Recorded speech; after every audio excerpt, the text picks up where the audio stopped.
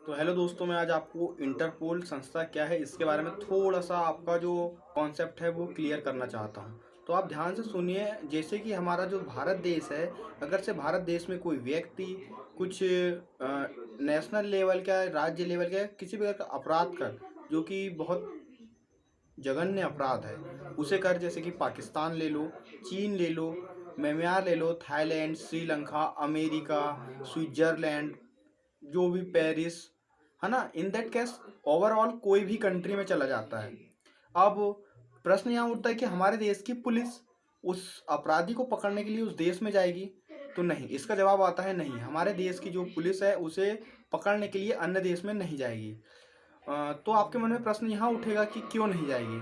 तो अंतर्राष्ट्रीय कानून के अनुसार अगर कोई व्यक्ति एक देश में अपराध करता है और अन्य देश चला जाता है, तो इस देश की जो पुलिस है उस देश में जाकर कानूनी कार्यवाही नहीं कर सकती। ये बात क्लियर होगी। इसका सीधा सा अर्थ ये निकलता है कि कोई भी देश में अपराध कर अगर से कोई व्यक्ति किसी अन्य देश में चला जाता है, तो जिस देश में अपराध हुआ है उस देश की पुलिस अन्य देश में जाकर कार्यवाही नहीं कर सकती।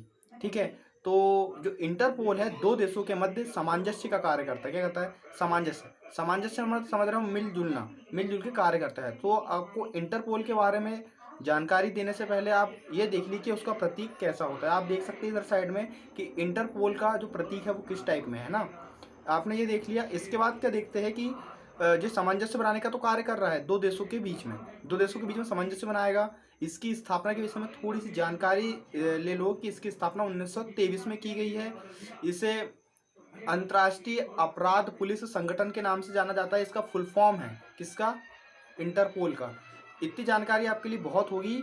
बस आपको सिर्फ बेसिक नॉलेज इतना ही रखना है। क्या रखना है? बेसिक नॉलेज सिर्फ इतना ही रखना है कि इंटरपोल विश्व में जितने भी देश है, जैसे 193 देश इसके सदस्य है, तो पूरे देश आपस में जो अंतर्राष्ट्रीय स्तर पर जो बड़े बड़े घोटाले हो रहे हैं, पंजाब नेशनल बैंक का जो घोटाला है, जो जो व्यक्ति ने किया है, किसने किया है, हमको सीधा सा पता होना चाहिए। हर एक छोटी छोटी नॉलेज है ना। जैसे कि जो पीएनबी घोटाला है वो नीरव मोदी ने किया है। तो जैसे ही वो अन्य देश में चला गया, तो उसे पकड़ने के लिए हमारी जो भारत देश या भारत सरकार की जो मदद करेगा वो कौन करेगा? इंटरपोल करेगा। इतनी चीज़ें क्लियर हो चुकी है। इंटरपोल में हमने, जैसे कि मैंने आपको बता दिया, 193 देश है। ये बात भी आपको क्लियर होना पूरी पूरी। जब बस मतलब कहने का अर्थ ये सब आपको इतना पता होना कि किसी भी देश से अपराध कर जब कोई व्यक्ति अन्य देश में चला जाता है, तो उस स्थिति में उस देश की मदद कौन करता है? इंटरपोल करता है।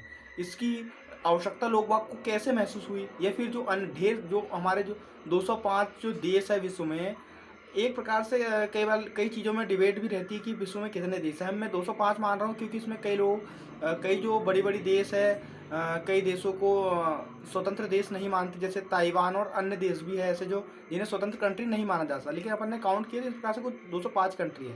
तो जब प्रथम विश्व युद्ध और द्वितीय विश्व युद्ध समाप्ति होने लगे, तो इस समय एक महसूस हुआ कि इस समय अपराध बहुत ज़्यादा बढ़ा। अपराध बढ़ने के कारण किसी देश, जैसे कि कई देश है जिनसे अपराध कर अन्य देश में चले जा रहे हैं, ये देश से अपराध कर ये देश में चला गया, ये देश से अपराध कर ये देश में चला गया। इससे लोगों के मन में एक विचार आया, मतलब अंतर्राष्ट्रीय स्तर पर, एक व्यक्ति के मन में नहीं, अंतर्राष्ट्रीय स्तर पर एक विचार आता है कि इनका हल किस प्रकार से किया जाए। क्या एक देश की पुलिस अन्य देश में जाकर कार्यवाही कर सकती है? इस प्रकार से कई अजीब प्रकार की स्थिति उत्पन्न हो सकती है। समझ रहे हो? अजीब प्रकार की स्थिति से मैं क्या कहना चाहता हूँ कि वहाँ की जो पुलिस है, जहाँ की पुलिस, दोनों के मध्य संघर्ष की स्थिति भी किसी स्थिति में उत्पन्न हो सकती है। आप वो कैसे होगी आप सोचना। ठीक है। तो आपको समझ में आया ना कि इंटरपोल का सबसे मेन मकसद क्या है, इसकी स्थापना क्यों की गई 1923 में। अगर से आपको ये जो बेहतरीन तथ्य है वो समझ में आया, आप कुछ दिमागी नॉलेज का विकास हुआ, तो कृपया इस वीडियो को लाइक और शेयर अवश्य करें। धन्यवाद।